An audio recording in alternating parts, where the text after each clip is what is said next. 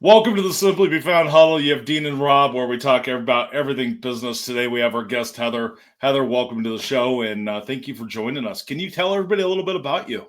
Sure. Yeah. I am so glad to be here. This is going to be a fun conversation today. So, a little bit about me. I am a brand strategist for Branding You Big is the name of my business. I have been in the branding, graphic design, advertising, marketing space for about 30 years.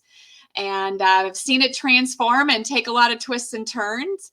I have run several businesses and have multiple income streams that I draw one brand from and show entrepreneurs how to do that now so that they can be found. So this sounds like a perfect spot on the Be Found. Perfect.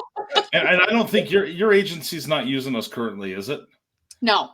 Okay. I didn't look before doing it. I didn't think so, and I'm waiting to be wrong on that at some point because we have a lot of marketing agencies that use our listings engine, which kind of replaces out Yext, sign up, and all those different types of things, and does it a little bit differently. But Gotcha. I want to make sure you're not a member because I'm waiting to have to put my foot in my mouth for that at some point. Because it's going to happen. We're getting to the point where Dean and I pretty much know every member that's in, but we're getting to the point that sometimes it's like, who's that? Where are they at?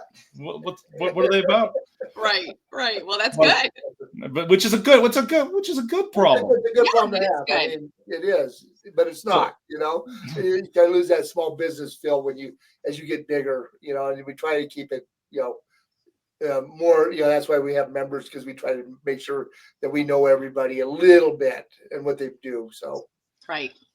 Yep. I mean, I was responding to a support ticket yesterday, and I'm in the line to pick up my kids from school.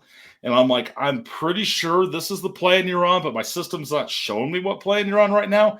Am I assuming correctly?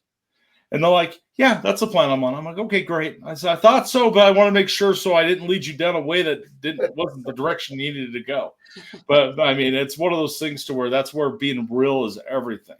Yeah. So from what I did for research audio, it kind of looks like you're majorly in the design space. You're all about the design. That has taken some major loops and turns over the last year, 2 years with all the AI stuff coming out. So what kind of trends are you seeing right now? Yeah. Well, actually, I have this interesting place where design is definitely where my foundation is, and strategy is that other side of my brain. I have this really crazy left brain, right brain. I put strategy to design, so it doesn't just like look cool. It actually is strategic and purposeful.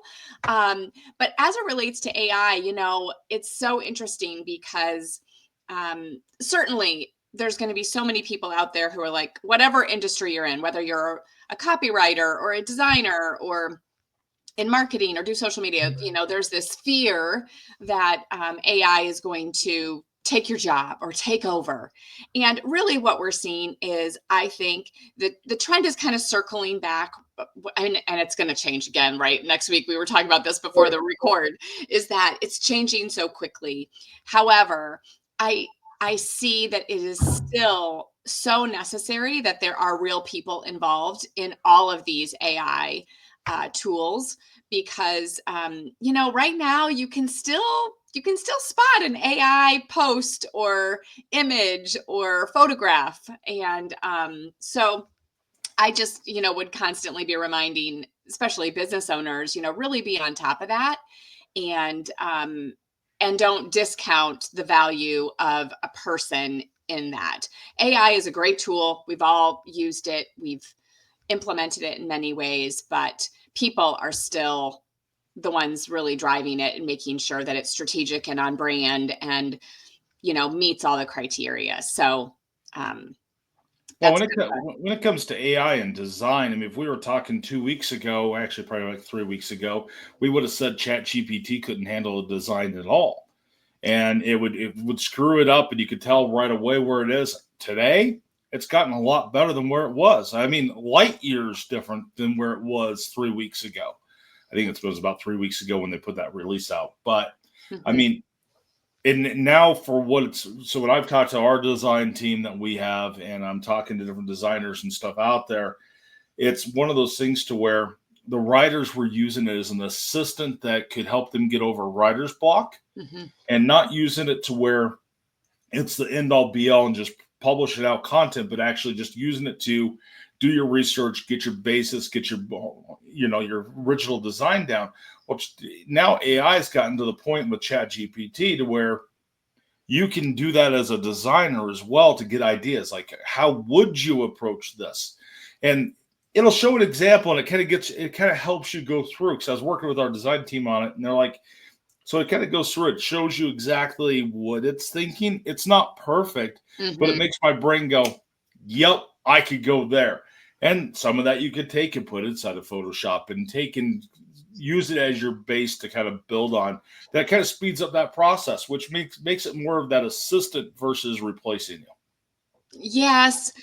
I agree with you on that. I think where I come from, so having so much experience in old school, I'm gonna call it.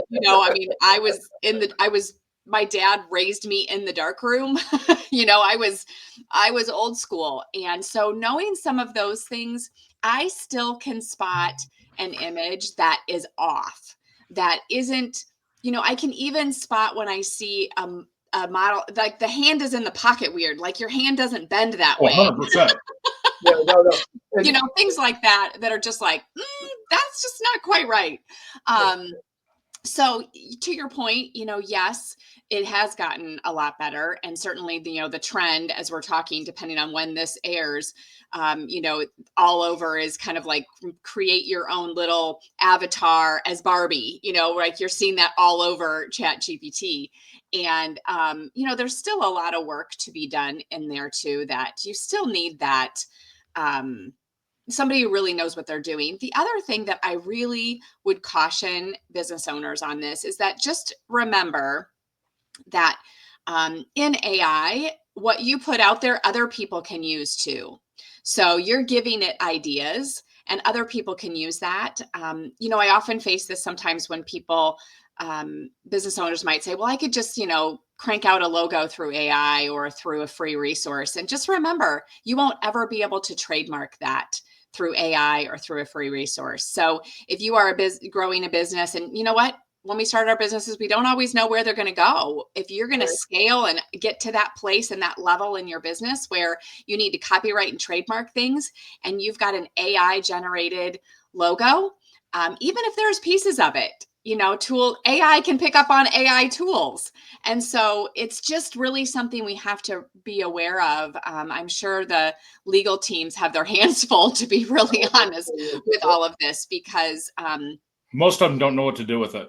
I mean, from everybody I've talked to, from everybody I know in the legal world, they have no idea what to do with it, especially when it comes to the voice side, and it being able to copy someone's voice. And, that could make, I scared the hell out of a group of really big attorneys once. I was like, so I can clone any of your voices and it can make a threat to anybody. And how are you guys going to prove that it wasn't you? And how's that going to be done in the court of law? And they're like, you can do that. I'm like, yeah. They're like, well, I don't know what that's going to look like. I'm like, there's no case law on it. So, I mean, it's all open water. We've never really had to think about that or even go down that. And you can't pull laws that were from the 1800s into that realm, because that's night and day difference of whatever existed. Right. So the problem gets to be, Heather, I think, is what you're saying is, if AI creates it, who really owns the copyright or the trademark on it? If AI generated, who owns it? I mean, I have another business that's a screen print and embroidery company, and people come in with these things. They go, "Oh, I created this great logo," and you go, "It's not going to work," kind of thing. And I'm sure you probably had the same thing happening, and it's really important to have a good brand, a good recognition. Tell us how your process works when you get that going. Yeah, well, I've created brands for corporate agencies, big, large blue chip companies. I've also created brands for medium-sized, kind of locally based businesses. And really now where I get to focus is for that entrepreneur, that solopreneur who doesn't have access to all of those big things. And so I give them that blue chip $1 million brand experience for that solopreneur. And where I start first is a lot of research.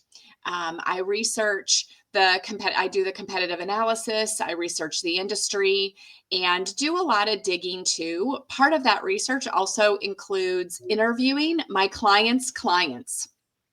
The best way to really get the voice and get the words, AI won't give you what those clients are saying about their client, who they've been working with.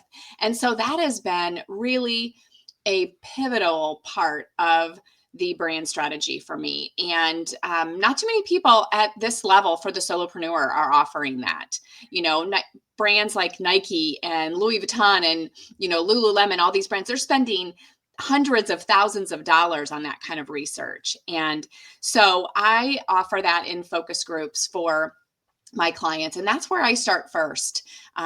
Getting to the design aspect is fun. It's obviously what I love, but unless you have a strategy and really have done your research and your homework beforehand, just isn't gonna catch. Right. So that's really the first phase.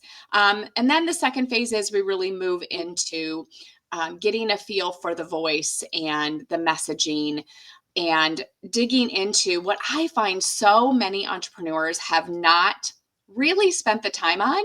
And that's what I call my MVP method, foundation of their brand. And that's really getting clear on their mission, their voice, their values, their vision, and their purpose. There's a couple V's in there, but I play on it and just make it simple with MVP.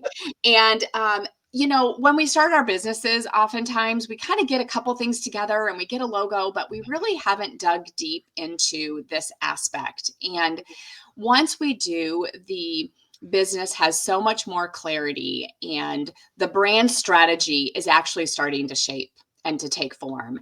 And so once we have those pieces all set and we really are clear on the research, I call my client insight interviews, as well as the MVP framework. That's when, once we have those things, then we move into the design phase where we're starting to create the mood and the feel and what do we want? How are we going to align with those values and the mission and the purpose and all the things that we've done the research on? So it sounds like a really lengthy process, but what's so great about my particular technique that I use is I create all of that for my clients with so much speed that they move forward really quickly. And when I say speed, I mean in 2 weeks, we have all those things done. It's pretty amazing. And I don't use AI, just But no, but you've got some good experience and some things. I mean, really, when we're doing, people walk in and say, I want to create something. You have to start the process. Well, what is it you're trying? What are you trying to convey? What are you trying to? You're absolutely right. And it takes an interview process, but it takes a little bit to pull that out of what they're thinking to make it all happen for you. Yeah. And then then you get into the colors, the mood, like you said, the mood, colors that are interactive, that kind of thing. So I really, that what you're talking about is necessary in most designs, but most small solopreneurs don't go through that process. They just go, they start creating something. They go, oh, this is my brand. And then they're out there and then they go, well, this really isn't working for me. And then they've already started a brand process. So, I think Rob's seen that too in his marketing agencies that he's had when he does, design logo stuff as well. So, yeah, it's been a lot over the last 30 years, Dave. Well, I know. You've sent some people to me. So Rob and I have a history.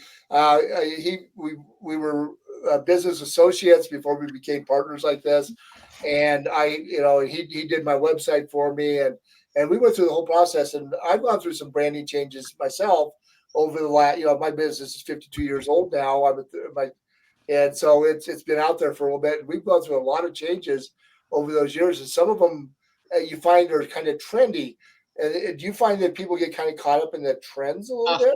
For sure. It's like all the electricians always want this sparky person or whatever. They get, and everybody's doing that. Everybody looks the same at that point. Yeah, exactly. Right. I can spot it too. It's the fonts that really signal it for me. It's like, oh, that font is in Canva over and over and over, and I can spot it a mile away. And I always say, you know what, a lot of a lot of my clients come to me and they think they have a brand. They have a logo, they have a couple colors, they have a tagline maybe. But without a brand strategy, you really don't have a brand. It really falls to nothing. It's just like you're guessing at all of the marketing. And so that's where I think too, you spend, people would spend so much unwarranted money on marketing, for example, without a brand strategy, when in fact, once you have that brand strategy, it really leverages and creates that ROI for your marketing. So your marketing becomes really effortless because that brand strategy is driving everything that's happening. So yeah, absolutely. Could not agree more, Dean. A lot of people kind of just like, oh, this is my favorite color. Let's do this. And oh, this is a cool font. I saw this. And, yeah, it has a lot more meaning than people give it credit for. Colors have meaning in our brains. We make a decision on a visual component right away before we hear a voice or see a word. The visual attraction, the visual colors all mean something to us. And so if you are trying to convey a message of compassion, for example, and your color is green, well, it's like, that's a total miss. It's one of those things to where that fits inside of the crocodilian brain set that goes all the way back to what we've been for the caveman days, to where we had to make the decision if it was going to kill us if we ate this or not. So colors, all that stuff is all programmed inside of that. I think it's part of the middle side of the brain. I'm not good at that side, but it kind of uses the left or the right to make decisions. It's not left or right, Rob. Okay, got it. Right. Is this going to hurt me, or is this going to help me and give me a benefit from it? Because if it's going to hurt me, I'm going to put it over here. And we do all of that without even realizing it. Yeah. It's interesting. I do this a lot of times when I speak in different entrepreneur presentations and things, and I talk about color. I love color, being a graphic designer, going through art school and all of that. It's so interesting of how our brain works. But, I often use the example of McDonald's, for example, and yellow and red are their colors. It's also the colors for many other fast food restaurants.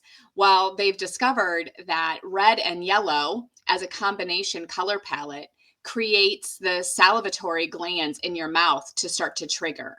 So you don't even realize it, but your brain is saying, I'm hungry, when you see red and yellow together. So it's kind of interesting when you think of it that way. It is. Now, when you're talking about logos, I would say probably 98% or more are simple. You can't overcomplicate the logo. You have to understand what it is, who it is. And I had somebody on argue that the other day that I was talking to, and I was like, all right, name some big companies that you know of. I mean, if we look at Apple, okay, it has a bite taken out of it. The most commonly talked about in any marketing class is going to be the FedEx logo. Once you see the arrow, you're never going to unsee it.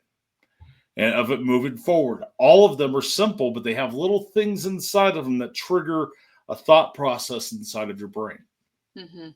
Yeah, which is a very intriguing piece. Right. And I think, and you bring up a good point too, because as I've seen design, transform through the years, it did start out as logos, visual brands were kept pretty simple because we were limited by colors. It cost more to print, or, we were limited in what we could do. And now with digital, you don't need to do printer's plates or, set it up on the press anymore, right? And worry about colors overlapping and shadowing and having halo effect. You could do as many colors, as much detail as you want on digital space. And so then when you get over to Dean on the screen printing side, he's going to disagree with you on that.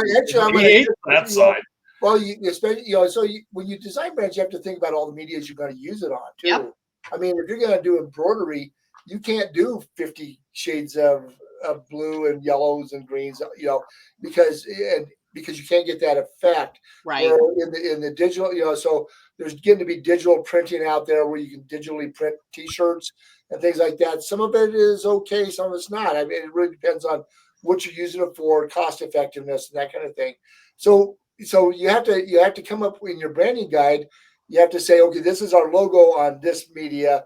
This is how the logo is going to look on this. And is that what you go through with everybody said? You have to think about it because, and I'm going to bring this up real quick too, and I want your opinion on it, is I'm noticing that with the digital world where it's going to right now, because of the way AI creates everything in one-to-one ratios, are you starting to see that that's going to be more important as well in the design process? Because it has to be that, because like if you go to like Google Business Profile, if you have a long, narrow logo, Right. only a little piece shows up on it, that kind of thing. So Yeah.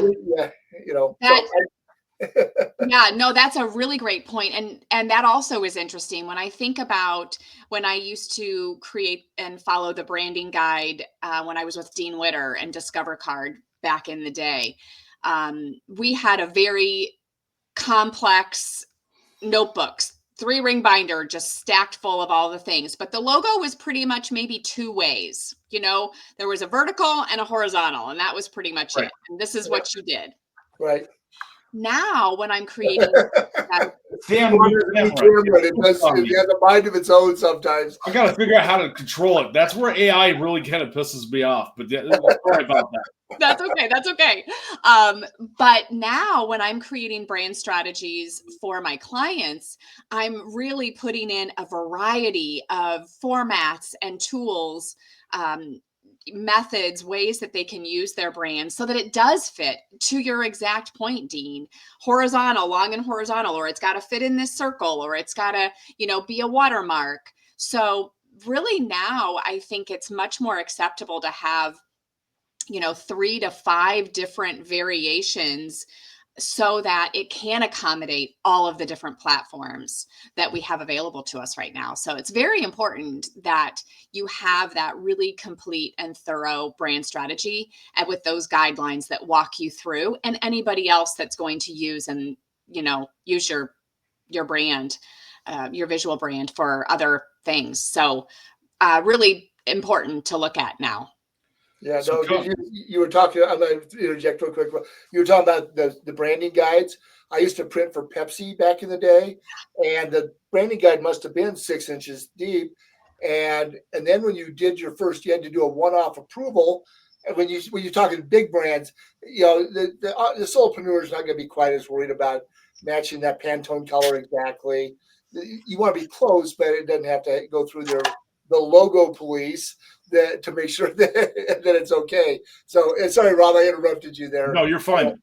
So where I started was more digital. So when I look back and I go 30 years when I started getting into branding, my grandparents' furniture store, the very first brand I would have ever worked with, inside of there, I mean, we had a logo.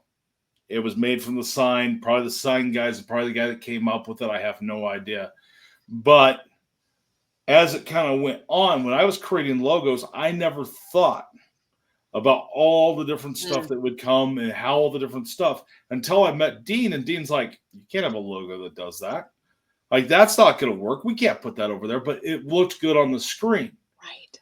And now even on the screen, we've gotten to a point to where there's so many variations that are inside of there. So our listings engine works with over 1,000 different networks. When we were developing and programming out how you were going to take one said logo that someone's going to load in, and we still have this problem, and sometimes we have to bring it up to someone like, you have to change what logo you have in there. For one, it shouldn't have your contact, your phone number, all this different stuff that you're throwing it because it goes against all the terms and conditions.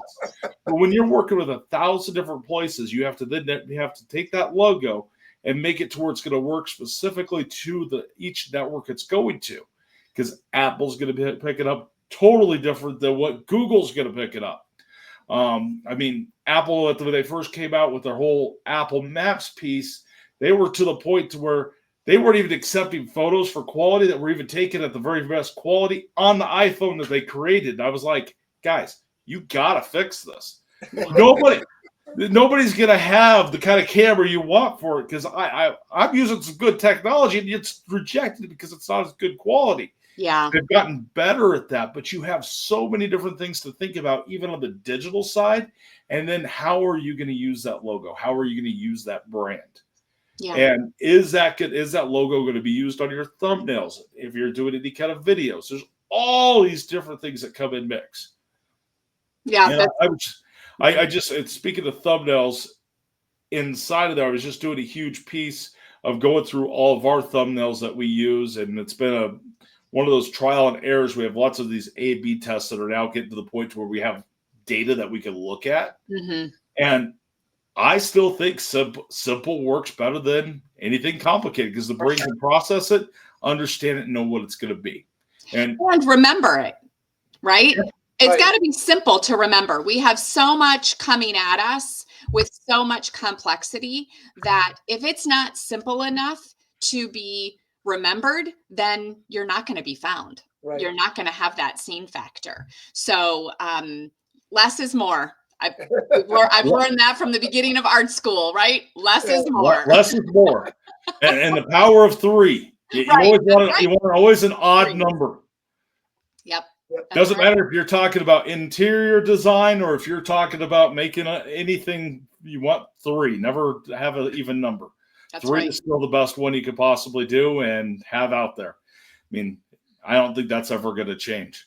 No. And maybe that's because back when we were cavemen, we were walking around, we were looking at stuff going, okay, there's three choices. Which one's going to kill me? I don't know. It fits into that brain cell. So Heather, when you spend all this time with you developing a logo, what is the life expectancy of a logo? I mean, does it you evolve, your business changes a little bit. I mean, like 3M has been, they've evolved so much, but they've kept that same logo. That's been a long-lived logo. But when you get done, do you think the logo should stay with you without being modified, except for maybe colors or something, maybe, or white or black, on different color sets? Just a curiosity of where you think that is, because it's going to cost a little bit of money to create this brand. Mm-hmm. So you don't want it to last for 3 years and be obsolete. Is it going to last for 30 years? Where do you think that falls for you? Right. I think when it's done well, it will have more lifespan to it for sure. If in 2 or 3 years you feel you need a new logo, you didn't do it right in the first place. So you probably really need that strategy piece behind it so that it really becomes what I would call kind of more of that evergreen, right? Your brand strategy is that evergreen. It should have a long lifespan. I guess when I think of it, I would say, generally around 10 years, it might be good for a little refresh, but I don't think overhaul. If your brand strategy has clearly defined and done the homework and the research and clearly defined the mission, the values, the vision, the purpose, all those things that I mentioned in my MVP framework, as well as really staying true, kind of like we were just talking about, it's simple. It's clean. It's not overcomplicated. It's going to be remembered. It should last you 10 years before there's a little bit of a refresh. I mean, what, Walmart just supposedly did a refresh of that was the big controversy not long ago. And I'm not sure Sam Walton would have agreed with it. Right. Maybe not. But I mean, but there's a lot with Walmart he wouldn't agree with. So we'll just say that. Yeah. So, there was to the naked eye, to the person who really wasn't paying attention, it looks pretty much the same. But in their mind, it looked more like the computer wheel, the thinking wheel. So, okay, we're digital now. We're not just, brick and mortar. Okay. But my point being, it should last quite a while. Maybe there's some refresh to it. Maybe the voice and the positioning is refreshed because, as we've already indicated several times already on this discussion, things are changing so quickly that your business, when you have your values and you're really clear on those things, those things are not going to change, but how it's implemented, I would argue that your marketing strategy is going to change much quicker than your brand strategy is, because of all of the different channels and avenues that we can implement our brand. So be prepared to really be up to speed with your brands, with your marketing strategy, but your brand strategy should really be that evergreen. It should stand the test of time when it's done right. And I think where solopreneurs get into a lot of trouble for that is they go and they might be a web designer they're going to work with. It might be a marketing agency. Dean, I'm gonna pick on you. It might be a screen printer embroidery place, and they go, "Well, we really don't like your logo. We're gonna tweak it," and that's how you end up getting all these different types of logos that are out there. Now, back in the day, if you weren't using something like our listings engine to be able to blast out to all the different networks, you're going to have logos that then don't match because you're going to forget those profiles even exist in a digital world. And you might have some shirts that have the wrong one. You're going through a brand change for most solopreneurs is a really hard thing because you have trucks with that logo, you have business cards with that logo.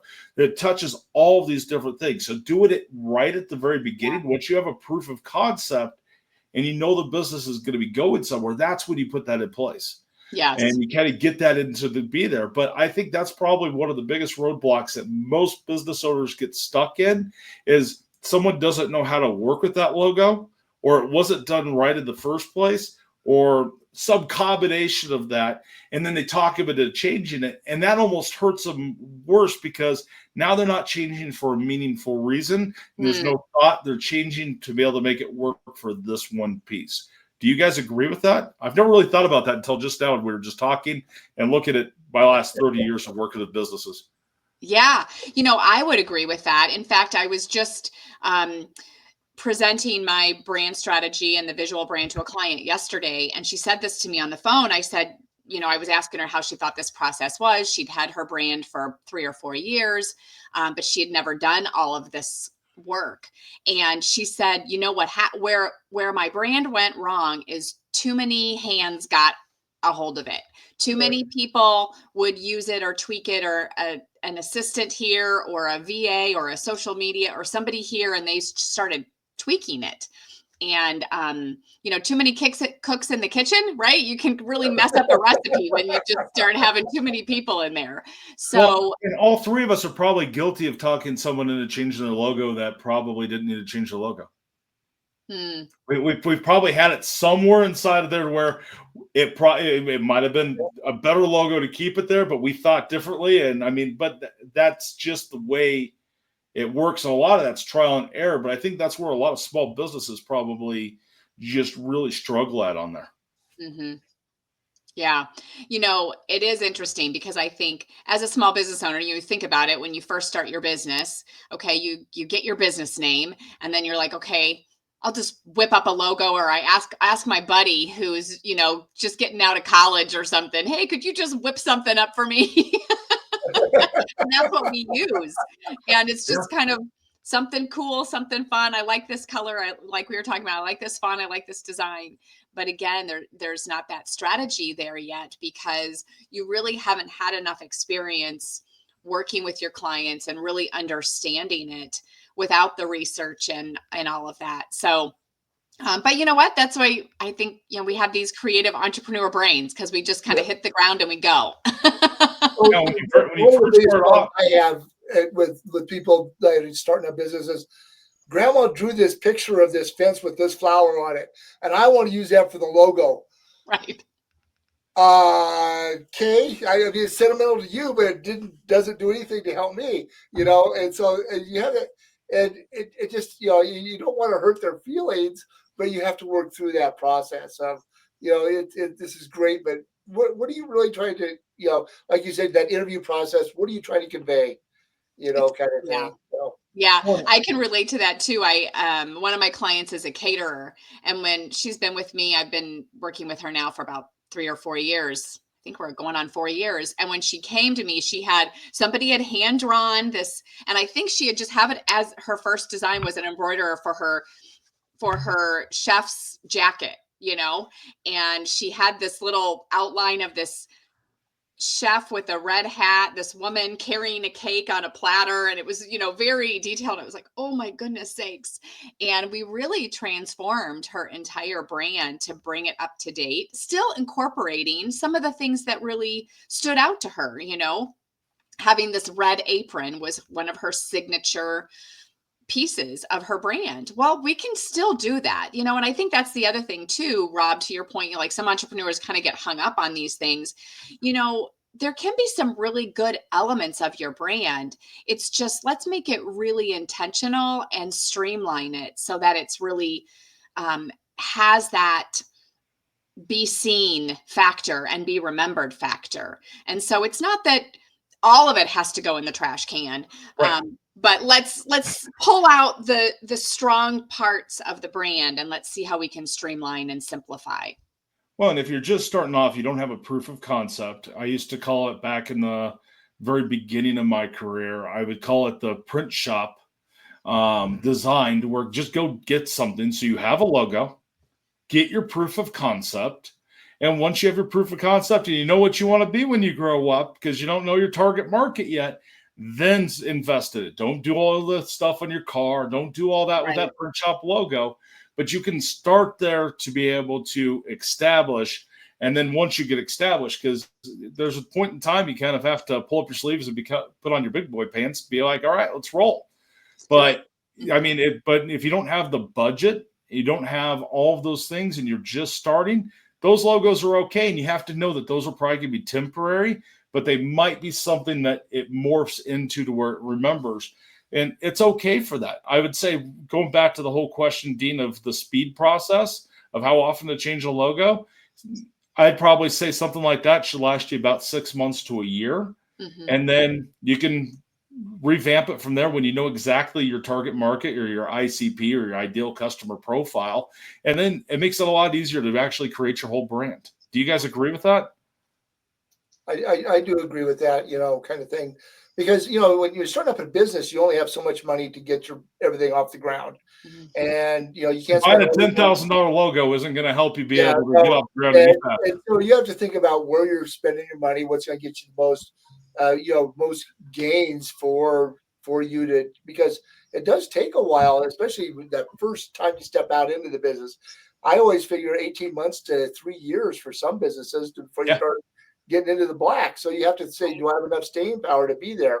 But that logo recognition, as you build your customer base, is still going to be important, though. And I think that's where the whole thing comes into play. So it's the horse of the cart game kind of thing, Right. So. Yeah, I had one client who I'd worked with on different projects before, and her logo had gone through a couple different variations, and she'd been in business for about 10 years by the time we kind of revisited this whole conversation about rebranding.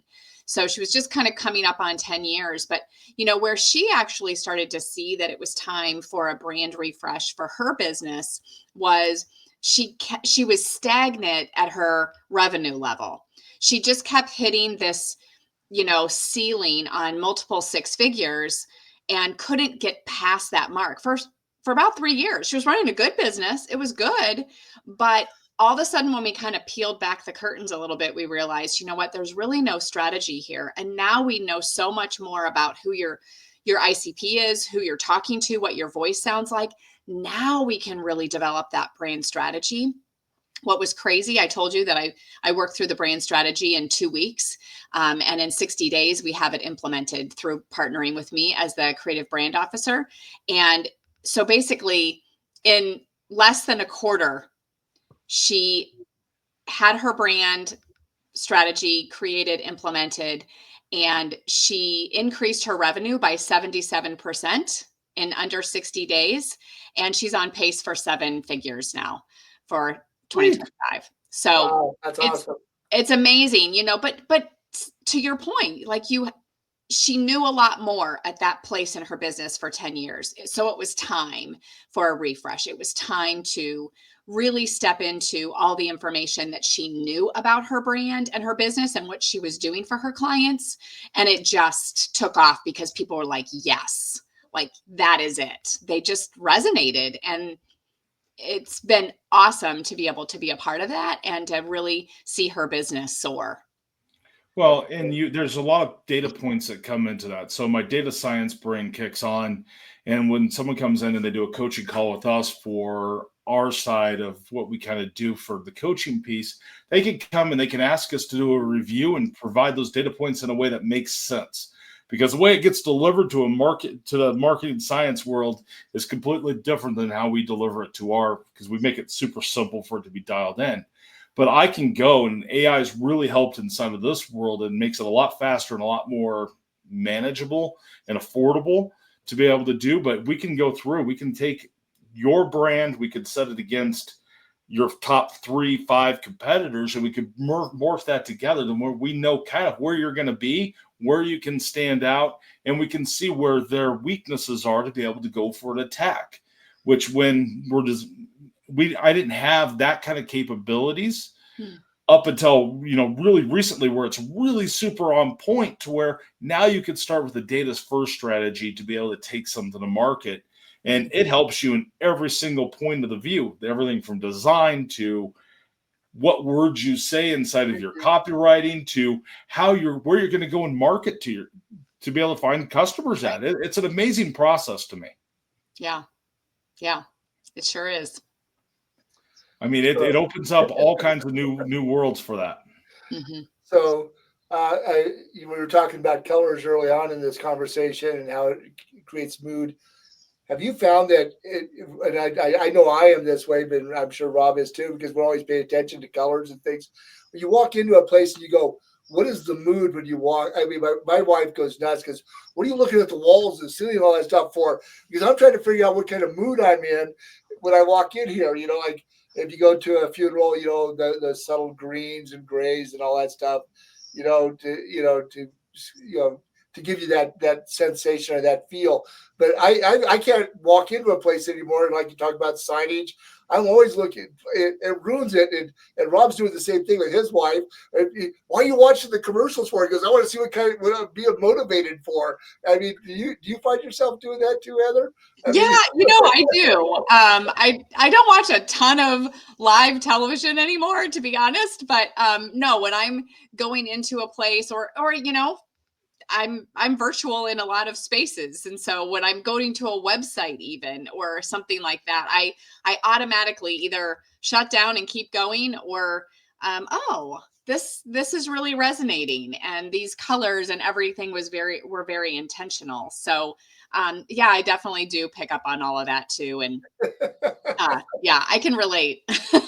So purples and turquoise were the big thing, and all the websites became purples and turquoises,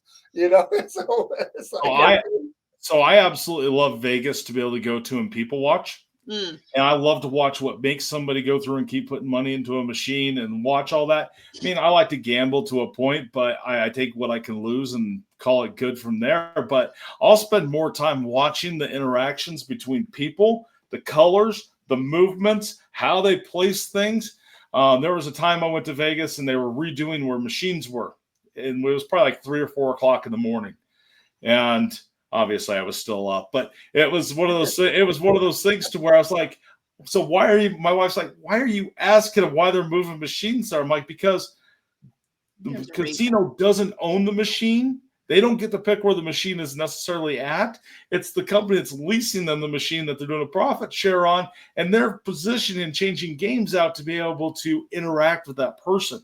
So they have all this data, and he was talking about how the cameras are set up, how they have collecting this data, and how they put all this data in place. And then later on, I mean, we have a whole podcast about this for Dean and I, that there's a whole entire test facility inside of Vegas that's not open to the public casino, and big brands, Nike, big, huge corporations put money into it to learn how to be able to tweak their marketing, because everything equals something. Right. Inside of that. And I think that is why it's so important. And I do believe that solopreneurs, that small business owners can have $1 million brands with all of those key things that you were just talking about.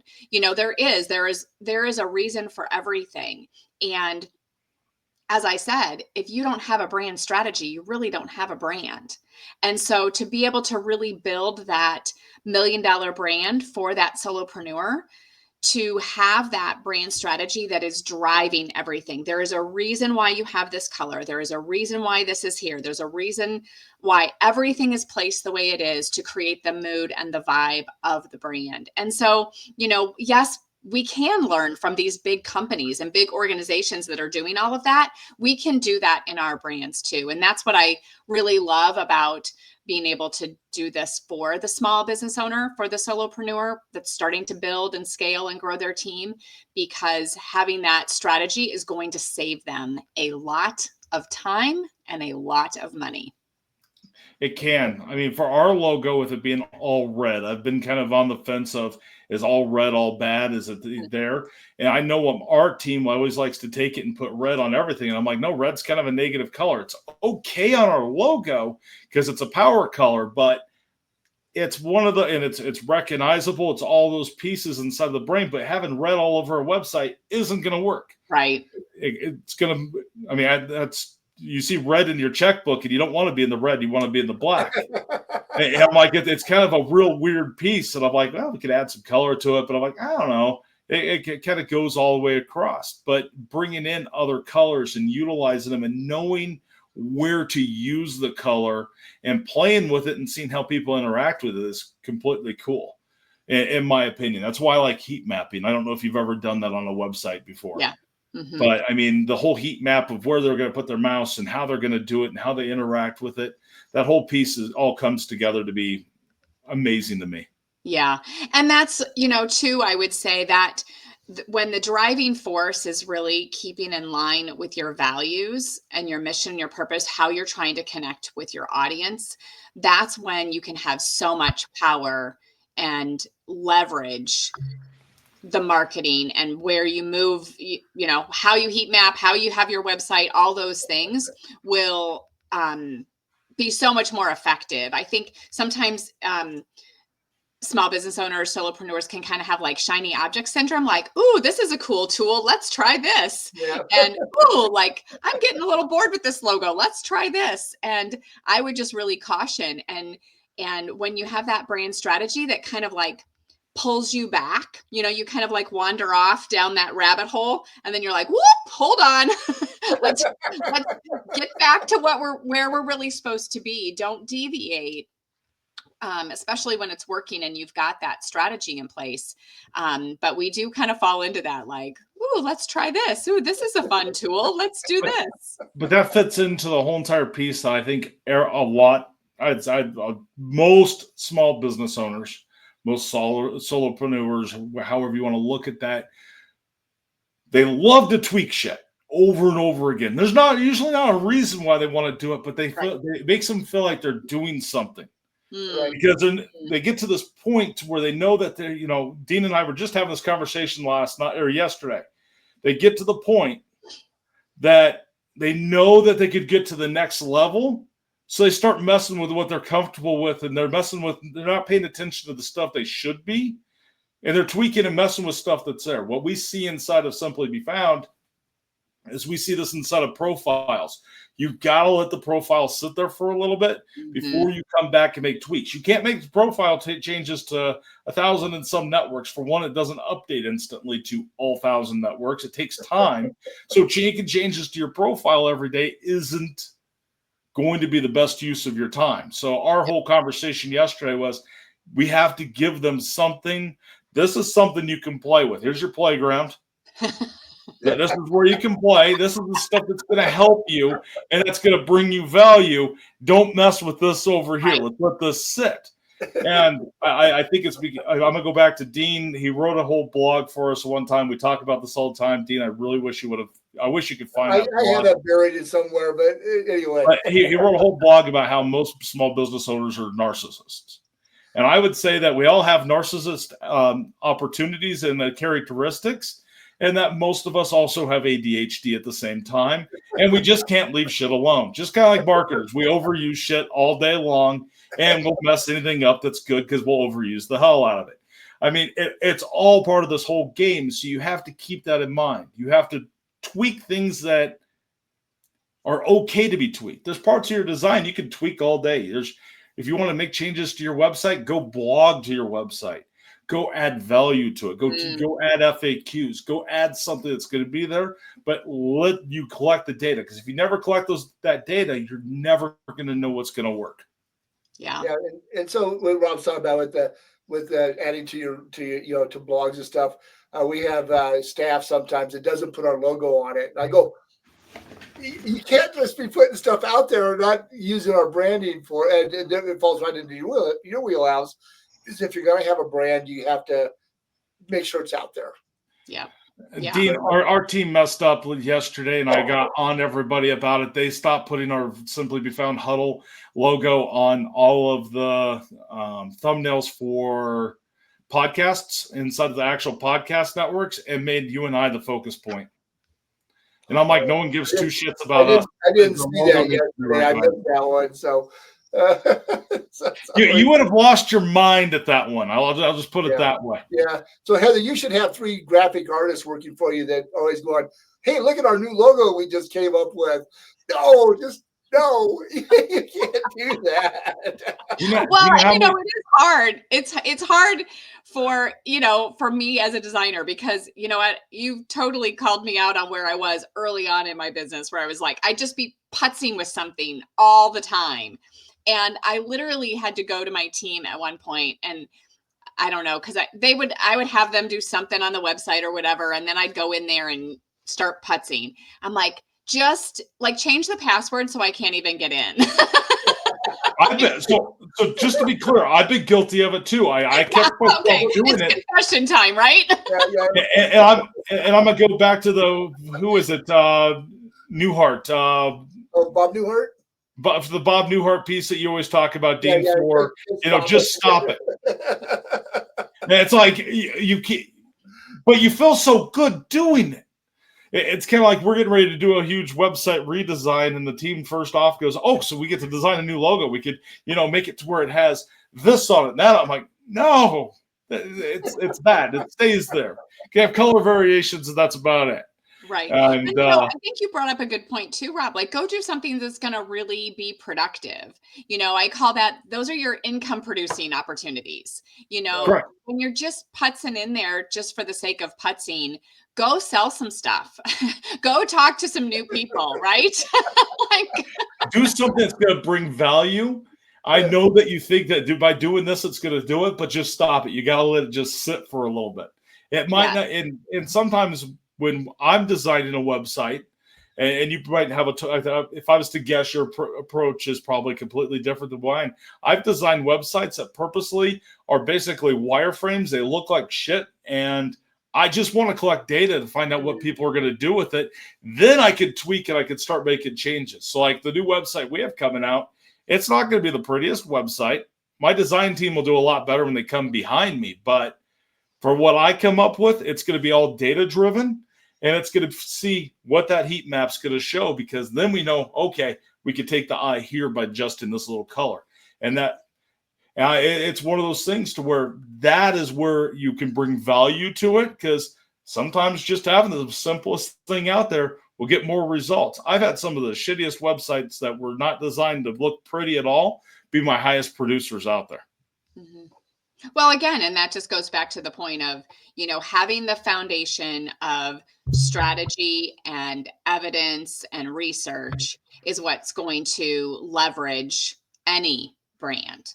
And so really having that, I think, is so important, and especially today with so many like shiny object syndrome opportunities, having that strategy that does become like I was saying, like your anchor. It's always pulling you back to what is really important. And that's really the best thing for a solopreneur, so that you've got that compass, that anchor that kind of pulls you back. It's keeping you on track. And you're like, no, this is where I need to be to grow and to scale. And so really you can't afford not to have a brand strategy in today's digital landscape. You're going to waste more money in your marketing, more time in your marketing without it. So that's really essential for a business owner now. I agree with you.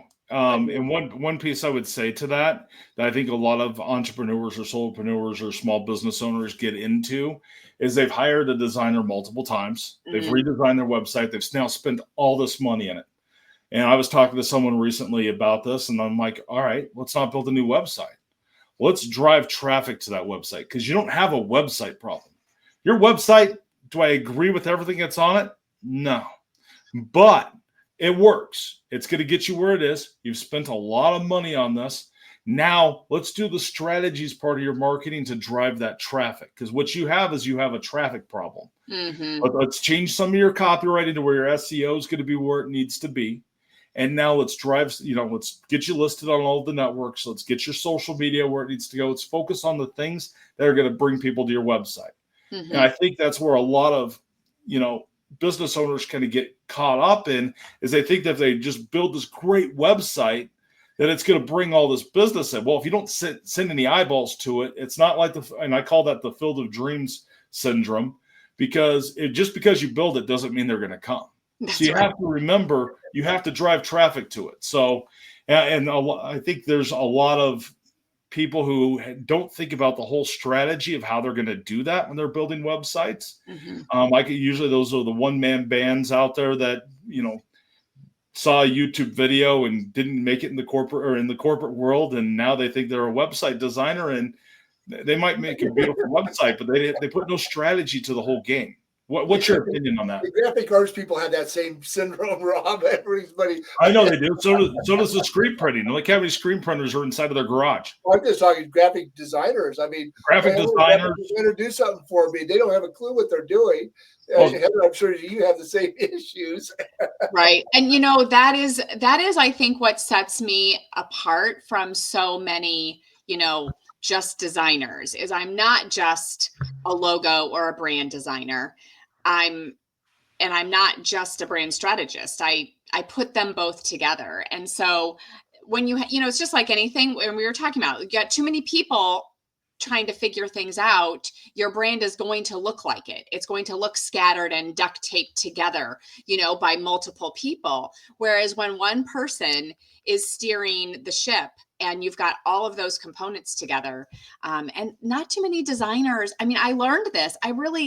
I kind of thought every designer worked like I do, that all graphic designers think strategically and all of that. And I guess not, because I end up doing brand refreshes for most graphic designers because there was no strategy. I think a lot of them are like artists. Sometimes they're trying to create this opus or something, that this is what my look looks like. And I think they don't really put the customer first on the thought process. They're so busy creating something that's their brand, if you will, for their portfolio. Kind of well, I had a website come to me once, and the guy goes, well, I spent 10 grand on my website. It's great. It's the most amazing website you've ever seen. And the guy that designed it was an artist. And he went to school for art, and he did abstract art. And I look at the website the very first. I was expecting to see this great website for how we talked. He pulls the website up, and I went, I don't know what you do. I don't know what you want me to do on this website. And I feel very lost and very confused right now, because it doesn't tell me anything. It's all about you. And he can't make it about you, because you gotta bring me in as the hero into the whole entire story. And your graphics have to be able to tell the story of what the words are, to where even if I don't read the words, I have an idea of what this is gonna be about. And I'm like, that was probably the worst one I've ever seen that ever came into my hands. I was like, no, it's not going to work. Right. And what do they say too? A confused buyer never buys. Right. No. And inside of the marketing world, I call that using calories. So you're going to cause them to use more calories. The more calories they use, the more often they're not going to buy, because now they have to think and put the process together. Right. And you got to remember. So have you watched any of our podcasts before, Heather?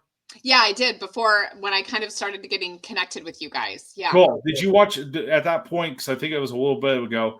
Did you watch the one about our tree and how we look at the analogy for our tree? No, I didn't, but I'll have to go back and find that one. I just kind of grabbed a sporadic So we talk about the tree of marketing. So you have that listings engine down at the very bottom, which is going to go out to all the 1,000 networks. It's what's all your citations and profiles and all that different voice search and all that stuff is tied into there. And then we talk about how that then goes up and into the tree, and your tree trunk could get bigger.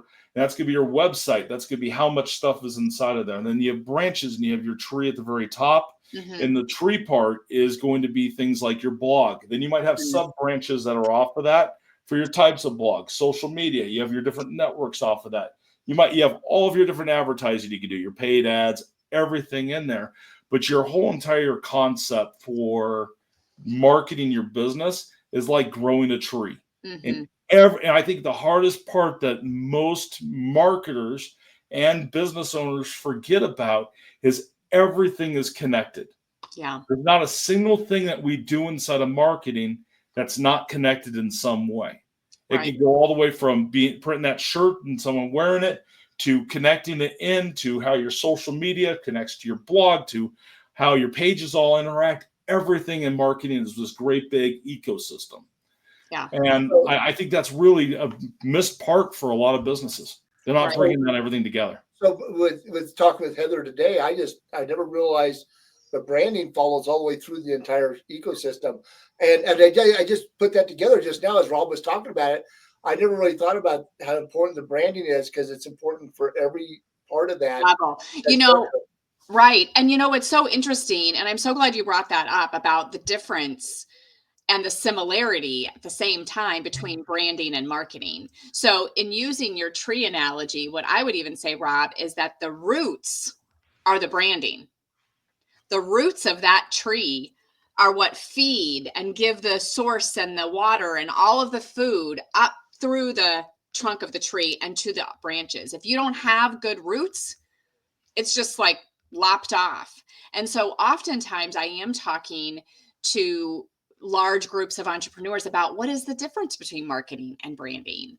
And the way a simple distinction, and it does tie them together very importantly, but understanding that the brand is what gives and sets the tone and the mood and the emotion of the product, and the marketing is the delivery of it. So once you understand that, you see both the difference and the importance of each part, but they're not the same. They feed off of each other. They need each other to grow a big, diverse, tree in your analogy. I would call that the $1 million brand, where you really have lots of different ways that you're growing your business, and they need each other. But it's really important. I think too many entrepreneurs skip right to the marketing without having that brand strategy really set. So I'm so glad you brought up that point about the branding and the marketing. They need each other, and one doesn't go with the other. Yeah. When we're talking about the listings engine, most networks require a logo or a brand for them to even get that, to make that happen as well. So is that, because I think we have a lot of people that are struggling with not having a good logo for those, right, Rob? Because we talked about that earlier with all the different formats and everything that they're requiring. So we require a logo inside of our platform. So when they put it in, because most of the networks will reject it out, or they're not going to rank high inside of there.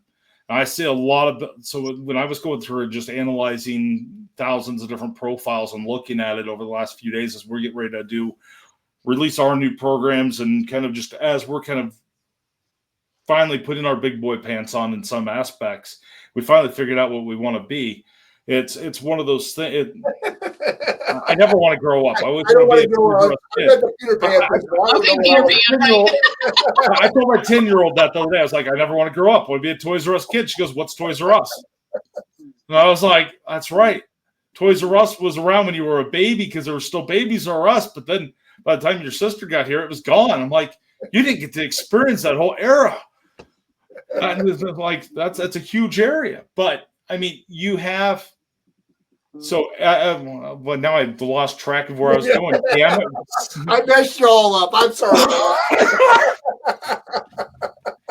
But you have to go through and you have to think about all this. Also, let's go through all the profiles. And as I was going through it, see, there's that ADHD brain and squirrel. But, it's one of those things to where when I was going through a lot of the profiles, a lot of people's logos are horrible. Mm-hmm.